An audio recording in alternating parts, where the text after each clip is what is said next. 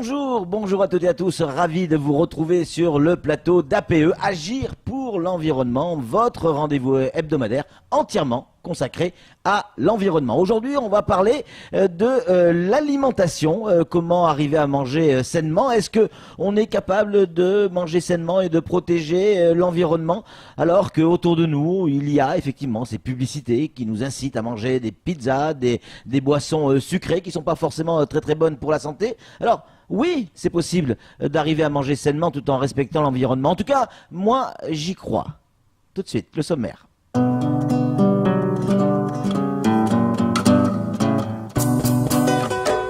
Aujourd'hui, nous allons parler d'alimentation et de santé. Les experts à travers le monde font le lien entre une bonne santé et une alimentation saine. Alors, qu'est-ce que cela veut dire en général et en particulier à Mayotte? Nos équipes sont parties sur le terrain à la rencontre de celles et ceux qui essayent de nous faire manger correctement chaque jour et ce n'est pas simple. Pour approfondir tous ces points, nous aurons le plaisir d'accueillir sur ce plateau Philippe Méraud, chef du service de l'alimentation à la DAF. Nous aurons également Kartouabi Azida, directeur de l'IREPS, et Mohamed Bouanaïri, le président de l'UCOPAM. En fin d'émission, on va retrouver Anne-Constance Onguena pour connaître tous ces petits gestes qui vont nous aider à protéger notre environnement. À Mayotte, plus qu'ailleurs, et contrairement à ce que l'on pourrait croire, on mange bien. On sait manger sainement à Mayotte, le mataba, le manioc, le poisson. Ah, bien sûr, il y a cette histoire de mabawa qui, en fait, est importé d'Afrique du Sud et est rempli de gras. Mayotte est rentré de plein pied dans la société de consommation. Alors, on consomme, on quitte notre alimentation issue du territoire et on se retrouve confronté au sucre et au gras. Nos équipes sont parties à la rencontre de celles et ceux qui nous font manger sainement et ceux qui mangent sainement également. Regardez ce reportage signé Pierre Bellucci, Leslie Vimenet et Abbas Alidi.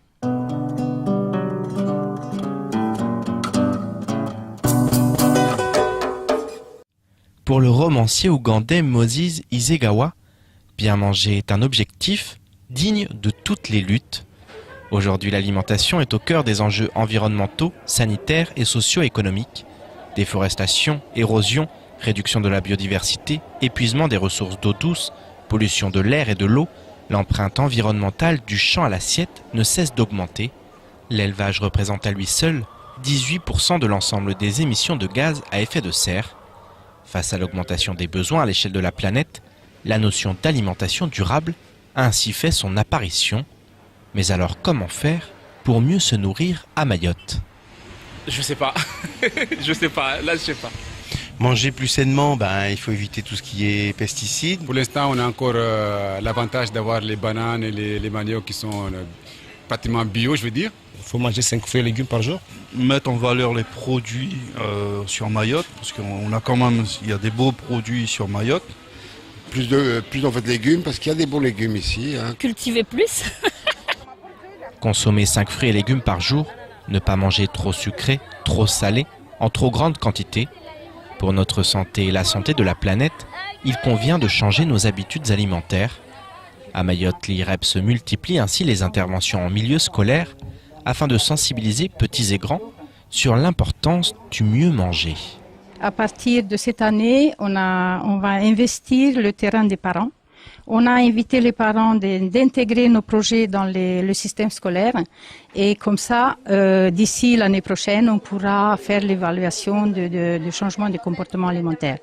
En se basant sur les produits locaux et sur une alimentation saine, bien sûr en respectant l'environnement. Depuis les années 80 et l'importation massive de produits transformés, la manière de se nourrir a beaucoup évolué à Mayotte.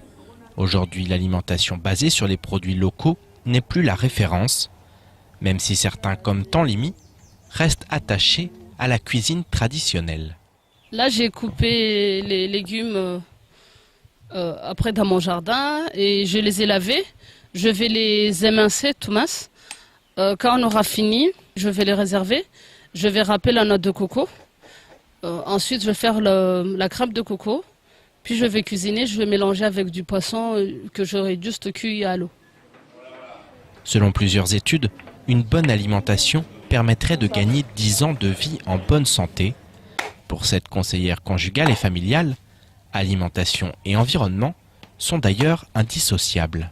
Pour moi, c'est aussi un choix de vie. L'avantage quand on cuisine au feu de bois, c'est que déjà le bois mort, on le jette partout. Moi, je récupère tout. Quand je râpe ma noix de coco, la pulpe, j'utilise pour nourrir mes poules et la coque, je le mets aussi dans la cuisine. Comme ça fait un combustible. Ou bien je fais des cercles pour protéger mes plantes. Ou bien je peux faire des bols avec. Moi, je fais beaucoup de choses avec tout ce que j'ai, quoi. Améliorer les systèmes de production grâce à l'éco-conception, modifier les pratiques alimentaires, réduire drastiquement les pertes et le gaspillage, en privilégiant une alimentation saine et équilibrée, il apparaît évident que chacun à son échelle peut réduire son impact sur notre environnement.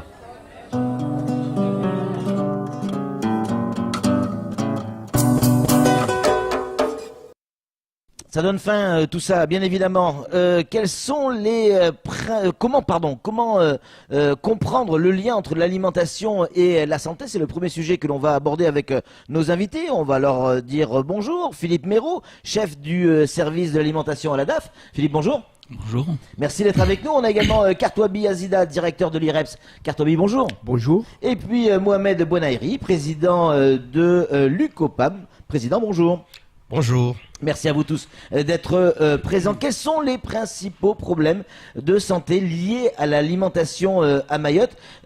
Kartouabi, votre sentiment là-dessus? De manière globale, en fait, Mayotte, ça c'est connu depuis un certain temps, connaît une situation de transition nutritionnelle avec la coexistence en fait des pathologies liées à des nutritions, c'est-à-dire des manques, mais aussi des pathologies liées à des excès de surplus. Donc, on peut retrouver là-dessus toutes les pathologies, toutes les maladies, en commençant par le surpoids, l'obésité, le diabète, pour tout ce qui est le surplus, mais aussi des cas de beriberi, des kwashiorkor, on aura l'occasion d'en reparler qui sont plus liés à des manques, à des carences. Philippe, les principaux problèmes donc de santé liés à l'alimentation, est-ce qu'il y en a plus à Mayotte qu'ailleurs? Non, il n'y a pas plus à Mayotte qu'ailleurs. C'est comme l'a dit Kartouabi, il a cité les principaux qui existent aussi dans d'autres pays.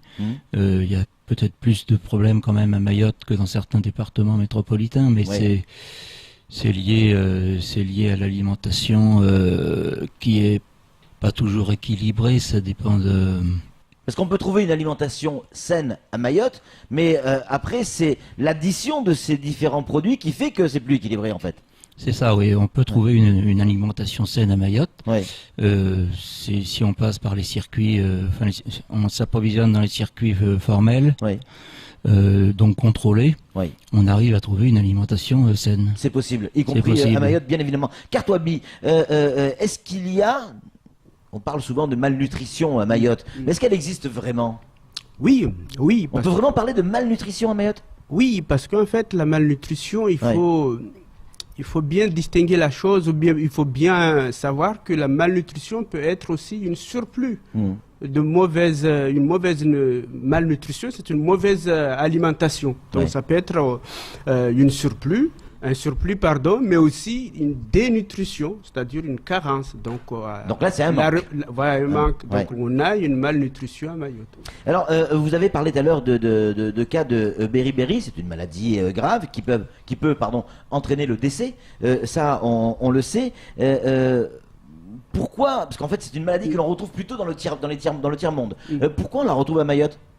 Parce que tout simplement, on a encore, je disais, cette coexistence de carences, parce que le beriberi est caractérisé par la carence, justement, une carence de vitamine B1, appelée thiamine, et malheureusement ou bien heureusement, j'insiste beaucoup sur le fait que ce vitamine B1 peut se trouver un peu partout dans les aliments qui était accessible à un moment donné ici à Mayotte. Mais le problème est surtout dû au fait que maintenant, et puis dans la majorité aussi des pays africains, on consomme en fait des produits exportés et qui sont trop raffinés. Donc ce vitamine B1 là, on le perd dans le riz par exemple, alors que il y est dans le riz traditionnel maoré par exemple. Bien sûr. Donc le riz parfumé que tout le monde aime, adore ici à Mayotte, est pauvre en vitamine B1.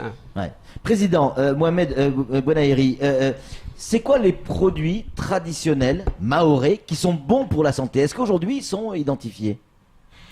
Ils sont identifiés, mais malheureusement, il n'y a pas eu assez de communication. Oui. Et je pense qu'il y a un travail à faire. Oui. Et là-dessus, il y a un produit, par exemple. C'est quoi ces produits? Il y a par exemple le bread de Mourung qu'on appelle à Maoré Mvungé. Donc ça, c'est vraiment quelque chose qui est excellent. Ouais. Et pour la santé, ça a été démontré par les chercheurs américains et chinois. Donc aussi bien les feuilles que les graines. Ouais. Donc je pense que là, on a intérêt vraiment à l'utiliser. D'ailleurs, j'ai même appris que pour les animaux, donc les vaches laitières, en consommant ça aussi, ça leur donne un excellent lait. Donc, il faut revenir à une alimentation d'époque, Philippe, pour pouvoir remanger sainement, ou on peut arriver à manger sainement en vivant à notre époque. On peut arriver à manger sainement en vivant à notre époque. Il faut choisir les produits que l'on veut consommer. Oui. Alors c'est quoi un produit sain? Ça veut dire quoi? Comment on peut le qualifier? Définir la qualité d'un produit sain? Le produit sain, c'est le produit le plus naturel possible. Donc, avec le moins d'intervention chimique ou d'intervention industrielle. Ouais. Ça, c'est la première chose. Et on a la chance, justement, le président le précisait, on a la chance d'être dans une zone tropicale où on peut avoir pas mal de produits, fruits et légumes. Maintenant, c'est vrai, il y a cette question de disponibilité, mais aussi de coût de ces produits. Donc maintenant, pour les avoir ou bien pour amener la population à avoir une alimentation saine, il faut, dans un premier temps, qu'il y ait l'information. C'est-à-dire qu'il faut que la population soit informée, qu'il ait la connaissance des bienfaits de ces produits-là. Donc ça, on peut pas passer outre. Et puis deuxièmement, je pense, et le plus important, ça serait justement que ça soit toute la chaîne décisionnelle prenne conscience justement de cet intérêt de valoriser les produits sains, les produits locaux ici à Mayotte, que ça commence par nous qui sensibilisons un petit peu les enfants, les élèves. Bien sûr. Mais ça commence dès le plus jeune âge. Voilà, les enfants, les parents et surtout les producteurs, mais surtout les élus. Il faut que les élus aient conscience qu'ils mettent dans leur stratégie les orientations politiques la prévention ou bien la santé de la population. Philippe, tout à l'heure, on expliquait qu'on pouvait il fallait consommer des produits sans pesticides. Mais est-ce qu'on peut faire pousser suffisamment de produits sans pesticides? Parce qu'il y a quand même des pesticides qui sont légaux. Oui, il y a des pesticides qui sont autorisés et c'est autorisé à certaines doses. Je pense que l'utilisation des pesticides, des fongicides est indispensable, mais il faut respecter les doses qui sont préconisées et ne pas faire des surdosages, parce que là on retombe sur un produit qui là n'est plus sain. Et attention aux produits, d'où ils viennent, parce qu'on a vu aussi sur cette île des produits qui arrivent d'ailleurs et qui ne sont pas normés. Oui, absolument. Il y a sur Mayotte des produits qui arrivent, on le sait très bien, par les Kwassa, qui ne sont pas contrôlés et qui sont diffusés auprès des producteurs, lesquels ne sont pas forcément au courant du fait qu'ils n'ont pas le droit de les utiliser, qu'ils n'ont pas le mode d'emploi. Donc tout ça, ça passe aussi par une formation des producteurs à l'utilisation de ces produits. Mohamed, je veux manger sainement, je veux des fruits sains, je veux des légumes sains, je veux des œufs sains. Où est-ce que j'achète mes produits? Alors, c'est important déjà de chercher à savoir là où on va se procurer ces produits-là. Oui. Parce que vous avez les coopératives, donc avec des adhérents qui ont reçu des formations, qui savent qu'est-ce qu'ils font. Et ces coopératives, ils livrent leur production dans les grandes surfaces ou en tout cas dans des restaurants bien connus ou des hôtels. Et après, il y a aussi des boutiques qui appartiennent aux producteurs. Et là, qui sont des producteurs qui sont vraiment déclarés. Ouais. Donc maintenant, la première chose qu'il faut éviter, il y a des producteurs qui ne sont pas déclarés, qui ne sont même pas de Mayotte et qui cultivent le bord des rivières. Comment on peut le savoir ça? Quand on va acheter un fruit, un légume, on va demander au gars... Ça, c'est un travail qui doit être fait par les autorités. Oui. Pourquoi? La première chose, interdire aux gens de vendre sur le bord des routes si on n'a pas de patente. Si on n'a pas le patente de commerçant, on ne peut pas vendre de produits. Après, ceux qui vendent des produits agricoles, naturellement, il faut qu'ils soient sirétisés, qu'on sache que c'est un agriculteur. Et maintenant, les commerçants qui vendent des produits agricoles, naturellement, ils auront la facture où ils ont acheté ces produits pour les revendre. Donc, ça, c'est vraiment quelque chose, c'est un travail de fond qui doit être fait. Malheureusement, il n'y a personne qui a pris l'importance de le faire. C'est clair. Philippe, comment l'État intervient pour aider les agriculteurs? Il y a des fonds européens et des fonds nationaux qui permettent d'aider. Mais c'est le problème de la conditionnalité des aides. Cela suppose que l'agriculteur aussi, de son côté, soit aux normes. Toutes ces aides sont conditionnées à tout un dossier qu'ils doivent remplir, à des contrôles qui sont faits sur une partie des dossiers, enfin, je veux dire sur une partie des exploitations. Et ces contrôles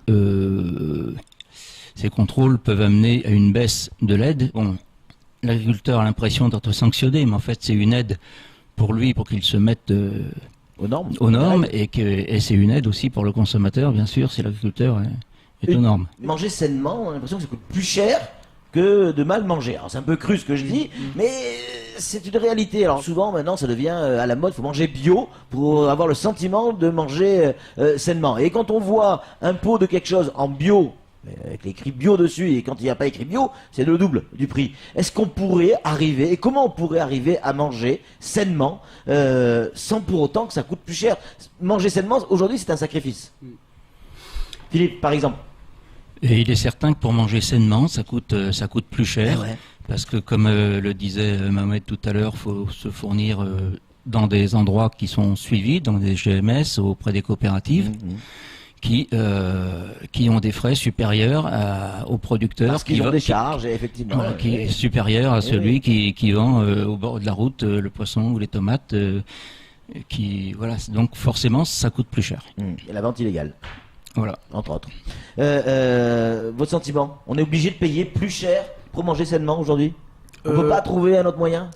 Non, pas forcément. Je pense que j'insiste sur l'information et la connaissance. À partir du moment où on est bien sensibilisé, on est bien au courant de qui, de quoi, d'où on peut acheter, je pense qu'on a encore la possibilité de manger sainement ici à Mayotte. Et pas forcément trop cher. Président, on parle souvent de coopératives. En deux mots, parce que c'est déjà la fin, on va exploser le temps, mais comment ça marche une coopérative? C'est quoi une coopérative?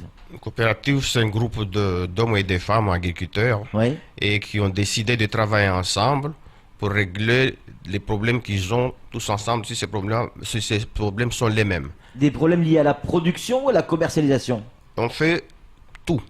De production jusqu'à la commercialisation. Et s'il y a d'autres problèmes à l'intérieur aussi, on peut essayer de les résoudre. Mais en tout cas, plus on est ensemble, plus on est nombreux, plus il y a des idées et plus on... Voilà. Et c'est forcément des gens qui sont en règle, qui sont normés, là-dessus on est d'accord. Donc si je comprends bien, un des moyens pour manger sainement à Mayotte, c'est s'adresser aux coopératives. Est-ce qu'on est tous d'accord là-dessus, Philippe? Oui, absolument. C'est la solution. Oui, les coopératives sont des producteurs qui produisent de façon normée, légale. C'est ça la solution, vous l'avez entendu, les coopératives, et il y en a de plus en plus à Mayotte, peut-être même qu'il en faudrait un petit peu plus. On est certain que les services de l'État et du département, et notre ami a raison, il faut que les élus s'emparent de ce sujet clairement. Merci beaucoup messieurs, vous restez avec nous en plateau parce qu'on a une bonne nouvelle, c'est Anne-Constance Onguena qui va nous rejoindre tout de suite pour les bons gestes.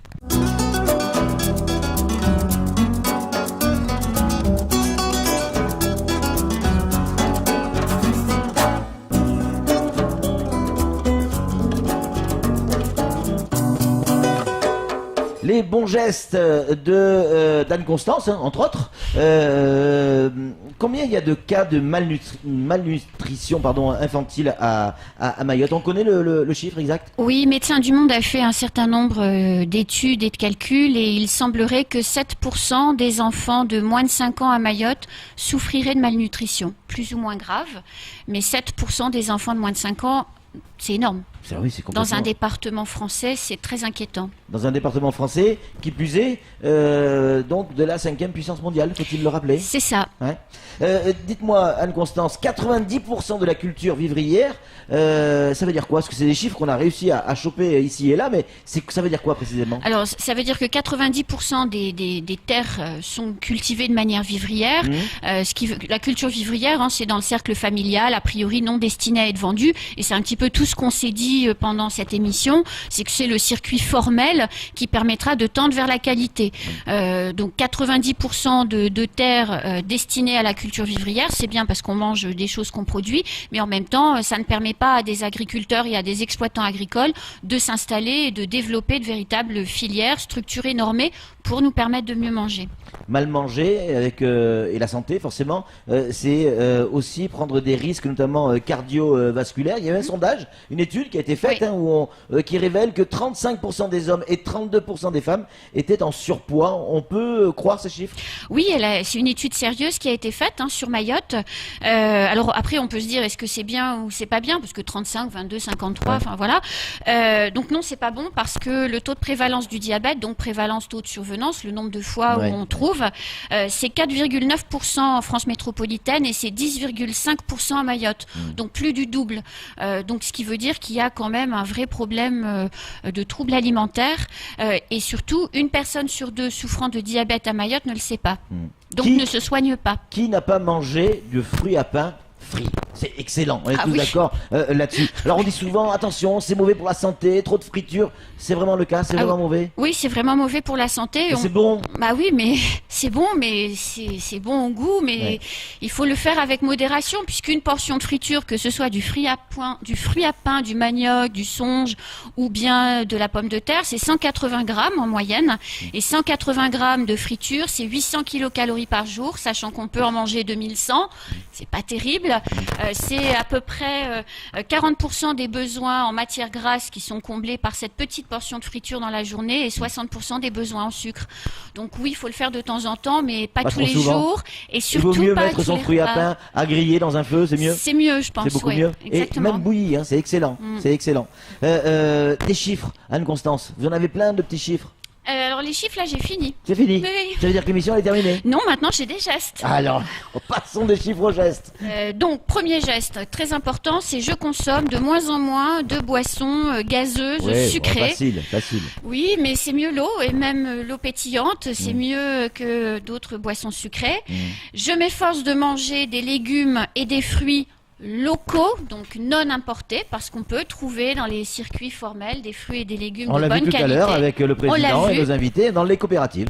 Je m'efforce de choisir des viandes, alors les viandes c'est compliqué, mais des poissons, des œufs locaux, plutôt que des produits importés, parce qu'on trouve aussi des choses de bonne qualité. Alors vous allez me dire, mais pourquoi elle insiste avec les produits locaux? Déjà parce que ça fait vivre les exploitants agricoles locaux, et puis surtout ça évite les exportations, les importations. C'est pas plus sain de manger un œuf qui a été pondu à Mayotte qu'un œuf qui a été pondu à La Réunion? Si, parce qu'il y a eu des émissions de gaz à effet de serre pour amener l'œuf jusqu'à Mayotte, et donc c'est moins bon pour l'environnement, donc il faut mieux manger l'œuf local.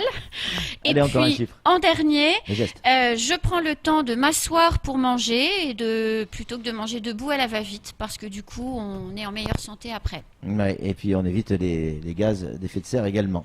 Merci beaucoup Constance, merci également à tous nos invités, merci à Philippe Méraud, merci également à Kartouabi qui était avec nous, merci à Mohamed Bounaïri, merci à vous Anne-Constance. Je voudrais profiter de ces quelques secondes qui nous restent pour remercier toutes les équipes qui travaillent autour de cette émission et de ce projet, les équipes d'incidence, les équipes de Kwesi, ces reportages qui sont tournés avec tous ces référents en environnement. Merci à vous toutes et à vous tous. tous pour la qualité de ces émissions. Nous, on va tous se retrouver, peut-être pas avec vous, tiens, lors d'une prochaine émission, ça sera la semaine prochaine. Ça sera sur la même chaîne, hein, à peu près à la même heure, mais avec d'autres sujets, d'autres invités. Salut.